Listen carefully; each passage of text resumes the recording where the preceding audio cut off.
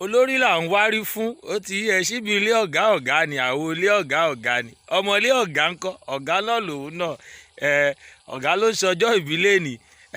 ọ̀gá títí wá the 15 ààrẹ ọ̀nà kakanfò of Yorùbá land Ìbà Gani Adams ọkọ̀ mojú olórúkọ bámi ní bínú pé mo pè é lórúkọ náà là ń pọ̀ baládé báyìí orúkọ náà là ń pè Aláwù Rọ̀bì Aláwù kò sí bọ̀dá Aláwù kò jẹ́ sí dádì Aláwù náà làláwù ó mọ̀ jẹ́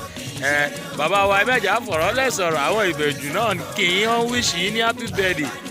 OPC ìbẹ̀jù London comrade Muyideen ní Àtọ̀dá ojúbẹ̀jù ọmọ yìí àtọ̀dá ó ní kí n kí yín dáadáa ó lè máa ṣọ̀pọ̀lọpọ̀ ọdún láì gbogbo àwọn olóyè ìbẹ̀jù local government àwọn náà ń kí yín kárí àwọn coordinator gbogbo àti body àti floor member gbogbo wọn ló kí yín bàbá ó lè máa ṣọ̀pọ̀lọpọ̀ ọdún láyé bàbá wa Ìgbà ọdún bá ọjọ́ kan ní túbọ̀ ṣọ̀pọ̀lọpọ̀ ọdún láyé inú ayé náà láyé wà inside life náà láti rí life ó ṣe jẹ́ nìyẹn bàbá olúwa ṣeun dádì mi mọ́rìsà bàbá tóyìn bàbá oníbejì vigilante láǹtí bàbá ẹ̀ máa ṣọ̀pọ̀lọpọ̀ ọdún láyé Ìgbà ọdún bá ọjọ́ kan ní túbọ̀ máa ní àlàáfíà ẹ̀mí gúngún ọlọ́run á jogún ẹ̀ fún owó làbí ìṣẹ̀lẹ̀ ayé ọlọ́run á túbọ̀ fún yín lówó á jogún owó fún yín lọ́lá àwọn tó nílé ayé lọ́lá àwọn tó ṣílẹ̀kùn àná tọ́tì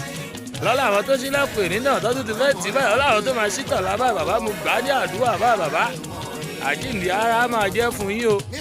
máa ní. Happy birthday to you, long life and prosperity. Ìgbà ọdún ọmọ Oòduà ní Ìbà Gani Adams.